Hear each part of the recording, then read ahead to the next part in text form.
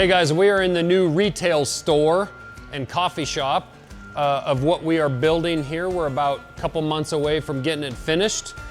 So pretty excited about that, just going around kind of checking on some things, making a few decisions and just keeping the progress moving. But this week, we are dropping the Great Falls Skinner. I was a journeyman lineman for about 10 years and I used these skinning knives all the time at work, but we always had the cheapest, biggest piece of garbage knife as linemen to use in that job. And so when I started this company, I always thought I want to make sure I build a really good journeyman lineman skinning knife for wire for those guys to have. So I'm pretty excited about this coming out. And this is really kind of an ode to my past as a lineman for 10 years. And I believe that those guys are keeping our power and our lights on. And those guys need, good tools to work with. So pretty excited about this Great Falls Skinner. Great Falls, Montana is the electric city. That's what it's called in Montana. It's got 5 hydro dams. So it's kind of a cool historical part of Montana. But I started this company just a few years ago during COVID of 2020. I was actually a journeyman lineman still at the time. And I talked about this company and what I wanted to build here for a decade with my foreman, Dave Kennedy, with my buddy Nick Salter, and a bunch of other buddies. Kept talking about this Montana Knife Company, what it could be, what it would mean. I registered the name when I was 19 years old. And finally, when I met my wife, my new wife, Jessica, and I told her my idea, she was like, I got the house and kids, go build it. And so before work and after work, every single day, I started working on building prototypes for Montana Knife Company and what it could be. And I first debuted those prototypes out at Winter Strong at Bert Soren's in 2020 during COVID, just the start of COVID. And again, I told everybody kind of my idea and what the dream was. And through a ton of their support and a ton of your guys' support, this is the result of it. It's been 5 straight years. I didn't quit my job right away. I worked all through 2020. So before work, after work, late nights, every weekend, building this until it got to the point at the end of 2020 that I just had to quit that job. And that's when I kicked off out on my own. The point here is you guys keep chasing your dreams. I registered that name when I was 19. I didn't launch it until I was 39. This is like an overnight success story that took 30 years. Okay, so go chase your dreams. If you want to build your business, you want to start your own business, get up earlier, go to bed later, work weekends, prioritize your time, and keep every single day driving towards that goal and that dream. And eventually, this is what's possible. All right, so today we have a real fun one. For those of you who don't know, this is a electric hand dynamometer. Basically just test your grip strength. We're going to see who's got the strongest hands here at MKC. Who do you think's got it, Brandon? Let's think. Man, I think Bip is going to might take it. Yeah, yeah, he could. Yeah. And I can see yours being up there too with riding bikes because bike people have freakishly good grip strength just from holding things. Biking. Pause. Jess, you may remember this from PA TAC. We ended up purchasing one of these grip strength testers. Like pushing on their leg, is that legal? No, not legal. Okay, so just strict. Just straight up hand strength. Use your thighs, Jess. Okay. Yeah. That they would really help me. Have you seen them? Very chickeny. Okay, ready? That's pretty good. Sorry. All right, Ready? let's see what you got. So weak. 75.2 for Jess. Not bad. Not too bad. Not bad. All right, Josh. Josh isn't doing nothing. He's nice and free these days. Doesn't really have much going on. So go ahead and. 5 years ago, maybe I could have been a little more respectable. Now I just sit in here and getting weak. 143.6. Not bad. See what Brandon's got. You don't have to hold it. Oh, only 138. 138.8. My Zoom hands are. Yeah. The Zoom hands are really getting it. See what we got here. I haven't done one yet. Press rate is slipping. I know. 163.8. Ooh. Damn, that's pretty good. Not bad. Not bad. I said those biker hands. I know, yeah. All that grip, you know? You know what I'm saying? A lot of practice. Do I need a grunt? You can if you want. Oh.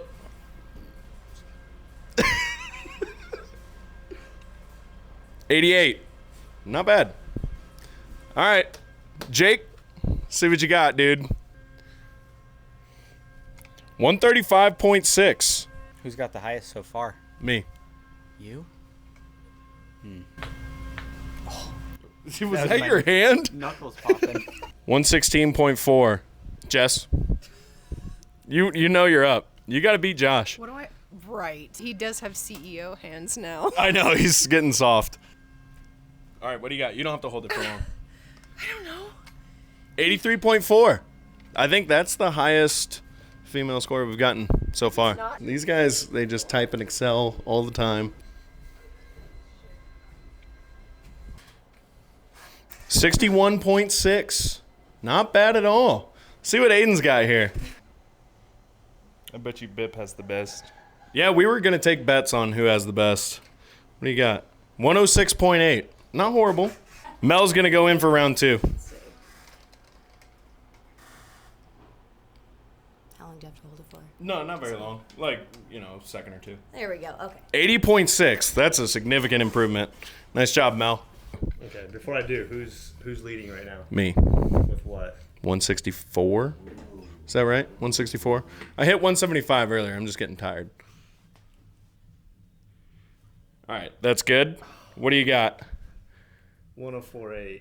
104.8. We got Ryan in the house. Ryan's our, what are you? Lead in Designer.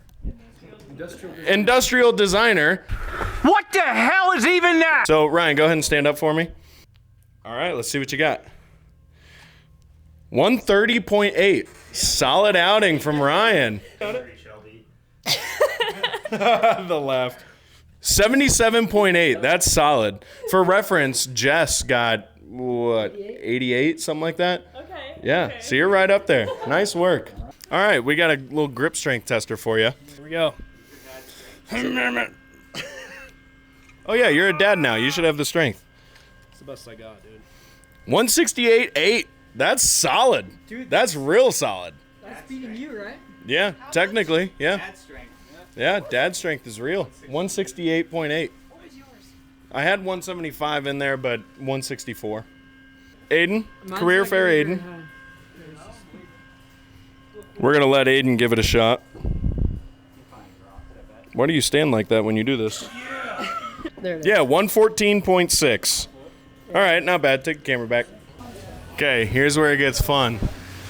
So, a lot of these people down here think they're big, tough guys. So let's see if they really are.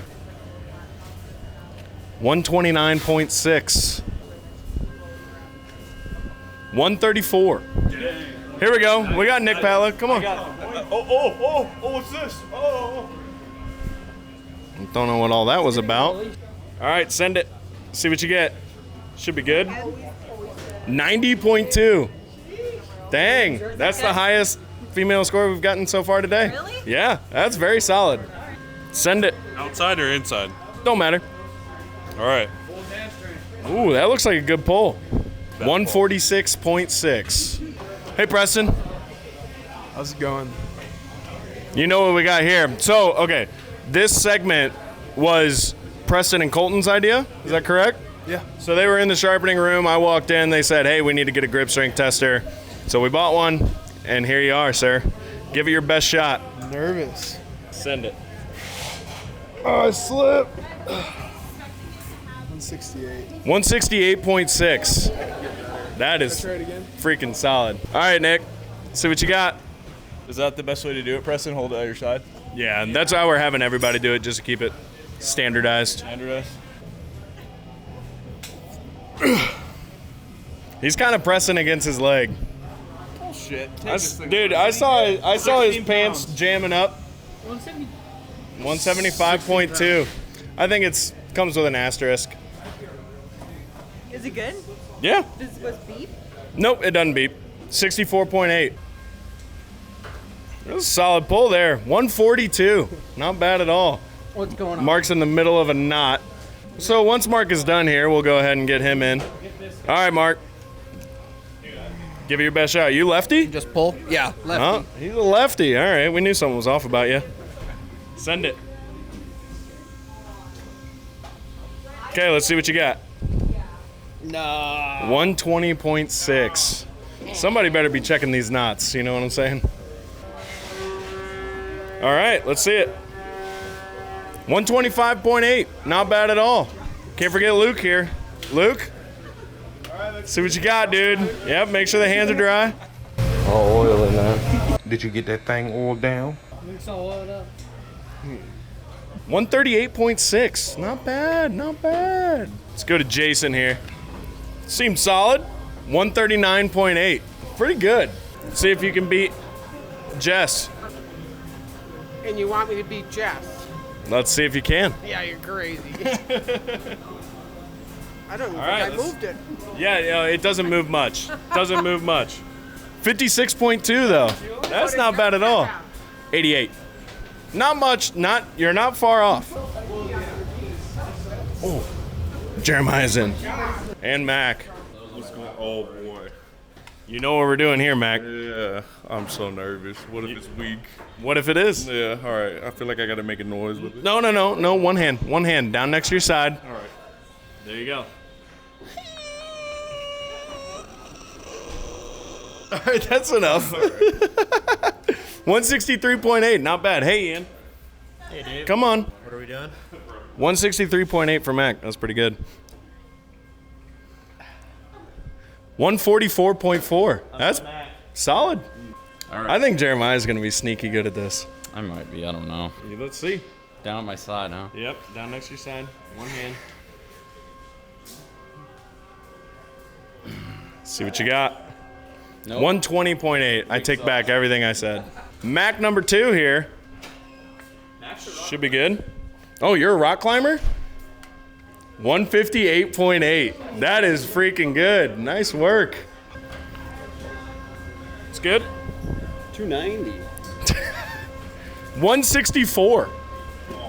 That is good. That's real good. You do this with your toes, right? Yeah, use your toes. Okay. Yeah. Oh, it turned off. I broke it. He broke it. All right, we're gonna let you recover a little bit. Shay? Yeah, Shay. Give it a. Listening. I'm gonna read the peak anyways. Shay's a mountain biker. I think she's gonna have a pretty good reading. It's not good. 67. Not bad. 142.8. See what you got. That's horrendous. 156.4. Not bad. Bip, you got a lot of people betting on you that you're gonna be the strongest one here. My hands are like broken though. Country strong and he's got dad strength. Yeah, he's got dad strength and farmer strength. So let's see what's going on here. All right, let's see what you got. 113.4. Not bad. 154.4. That's good. That was good. 125.4. Weak. 76.2. Hannah's over there fist pumping. 137 point nothing. All right, so that's it for the grip strength test. I think we got pretty much everybody that's here today. Sorry for those of you who are at the Sheath Shack, but pretty strong company here. Hooray! What's up, guys? Dick here. Just wanted to give you a quick rundown of how we're sharpening this new Great Falls Skinner knife. So this is a knife that's like dedicated to the lineman occupation. We're coming out with it this week, so we're getting them nice and sharp. It's a little bit different of a sharpening process because we got like a hawk bill type blade style here, or knife style here. So what we ended up doing was making curved platens, which is this solid piece of metal part here on our grinders. What that's going to allow us to do is really get in here on the belly and kind of tuck that curve of this blade into that curve of the platen and get a nice clean grind off of that. So it's a little bit different for all of us in here. This is our first time doing it, but they're turning out really, really great, and they're getting ripping sharp. So we'll go ahead and show you kind of what we're doing.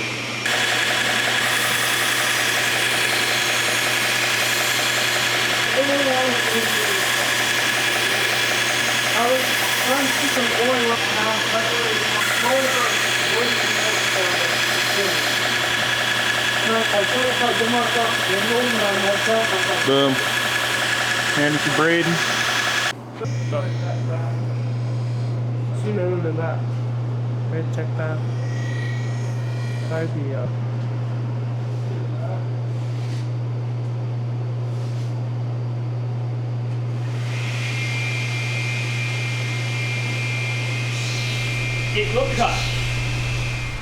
Hey guys, my name is Josh Smith. I'm the CEO of Montana Knife Company. I'm very excited about this new knife that we're dropping today. It is the Great Falls Skinner, but it's not a skinning knife for hunting. It is a lineman knife. So what is a lineman knife? I was a journeyman lineman for the power company. Those are the guys that are working on your power lines. They're keeping your lights on at night. They're responding in the winter, during storms, during hurricanes, all that stuff. And in that job, you need a knife on you all the time. And there's a lot of different purposes that we use these blades for, and there's a reason for the shape behind this blade as well. So we skin a lot of wire when we're making connections. We'll use these knives to, terminate, different connections, wrapping armor rod on the wire, which is not really exactly what you should be using to do that. But as you get to that finishing place on that armor rod, you kind of pry it around, opening boxes, all the cutouts, all the different stuff that you receive to build a power pole structure. So the shape of this knife is really designed for skinning wire. This is kind of a hawkbill style. It kind of comes down in here. If you drop this tip drops down here and you're using this section to skin a lot of wire. It's round. A lot of times you're pulling that towards you. And a lot of that jacketing on that cable can get really hard, especially in the winter around here when that jacketing is cold. It takes a lot of force. And so this knife has to be robust, strong, hold a good edge. And I think what I'm most excited about is the fact that these linemen a lot of times don't know what they're missing. This is an example of what we were using at work when I was a lineman. This is just a cheap knife that the utilities provide. Guys don't really take good care of them. They lose them all the time. They're kind of a throwaway knife. Super soft steel. They don't hold an edge. And I didn't even really like the design that much for what we're doing. So you see the difference in these two blades. This knife is about the same overall length at 9 1/8 inch, but there's actually a little bit more blade to this. Another feature on this knife, and you're wondering, what is this ring for right here? Well, there's a couple purposes to that. First and foremost, this is your hotline tool connection. So like in a shotgun, which is a 8-foot stick that you use to touch the power line with. That way you're in a safe area, you're away from the power line, you don't have to have rubber gloves and all that stuff on. You can reach up and maybe cut baling wire or baling twine out of a power line that an osprey has dropped. You could skin a little bit of wire with it, something like that. That shotgun goes right up in here and it sucks it down into that tool. And this handle is somewhat square in here, so it indexes into that tool so it doesn't wiggle and flop all around. And then you can go up and do that work with your shotgun tool. The other reason for this ring here is we hang that ring on our tools. So this is my tool belt here. It hangs right off the side of your tools. So when you're up on the power pole and you need to do something, you can just reach down and clip it. You can cut whatever you need to cut and then clip it back on your belt. It just hangs free with no sheath and all that. However, another thing that's different that linemen aren't used to is we are actually providing a Kydex sheath for it. And this Kydex sheath's a little different than our hunting knives. It actually has a ring loop right here where you can actually hang this knife. Now, you could hang that off of your tools right here. I don't think most linemen will do that. They'll probably hang it off of this ring. But you can hang this in the bin of your truck, maybe on a door of a bin where it's easily accessible. There's a lot of different places that you can hang this. The other thing that you can do, linemen are notorious for mounting things to the back of their line truck, their bucket truck, even hanging this in their bucket. You could take this clip off and actually mount through these holes like on the back of the line truck. So this knife is always handy. It's in a sheath. It's where you can grab it. It's secure and it's safe. The other difference between this knife and these cheap knives is this thing is sharp. Okay, so you're gonna have to beware, because if you're cutting jacket off a wire and you've got aluminum wire, this knife is gonna shave the aluminum off as well. So just be cautious when you go to use this. These are very, very sharp. Linemen are used to being very reckless with their blades because these things generally aren't sharp at all. I can just run my fingers on this thing, it's not gonna cut you. This is sharpened like our hunting knives. The advantage to that is the fact that you can skin that really hard jacket with much less force. We see a lot of linemen with elbow issues, with shoulder issues, neck issues, back issues. That stuff is hard. You spend 30 years of your career, 40 years of your career skinning wire and putting lots of force. Your knuckles, your joints in your hands, and your elbows really pay the price. So this knife is gonna really go through that wire easy, and it's gonna make you much less fatigued at the end of the day. The other feature that this blade has is this little scraping feature back here. Again, if you're going to make a connection on some copper wire and it's got some, some corrosion, some patina built up on it, you can scrape that wire here on that blade to clean that up so you get a nice, clean, good connection, a good electrical connection where you're not burning your wire down. And instead of using the blade to do that, you can use this back here on the back of the blade. Our handle is G10. It's very tough material. It's going to put up to any conditions linemen are going to put it through. We have some texture a little bit on this handle from the milling, so it's not slick. The other reason that this handle is a little bit fatter, more square, bigger handle than what you might see normally on a hunting knife is we wear thick rubber gloves a lot of time if you're in a state where you're allowed to rubber glove like we are here in Montana. So when you're holding that, it's hard in rubber gloves to squeeze. And so this knife is going to be easy to hold on in your rubber gloves as you're up there working and you don't have a lot of dexterity. The one thing and the most important thing I want to say, this knife is not dielectric. We have a steel blade and we have a steel tang that comes through back here to where it hooks on this ring. All this is steel, so do not use this knife without your rubber gloves, without using your safety precautions that you all should be using.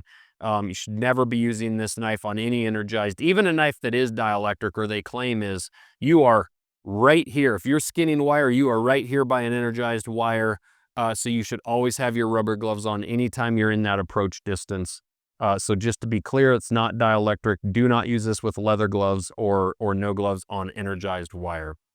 Guys, so that's the Lineman knife. I'm very excited about this. The one thing I'll say is, like, why would we make a knife like this? Do I expect to sell tons and tons of these knives to our normal customers? Not necessarily, but I'm running this company with my background. My background is blue collar type work, working in the excavation world, working in the ditch, and also working as a lineman.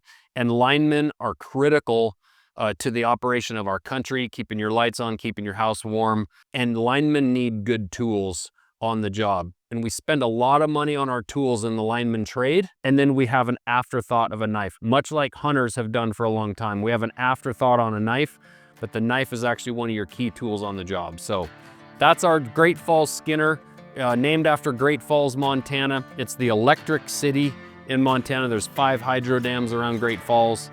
It's known as the Electric City, so that's why we called it the Great Falls Skinner after Great Falls, Montana. I hope you guys will love this knife. I know the lineman buddies of mine around here are going to. Thanks. Hey, what's up guys? I'm Devin. I'm a mechanical design engineer here at MKC. For this week's giveaway, we're going to be doing the Great Falls Skinner. It is a very specific knife for linemen. Really neat on that hook beak right there, and all you have to do to win this knife is to like and comment on this video, subscribe to the YouTube channel, and subscribe to the email list.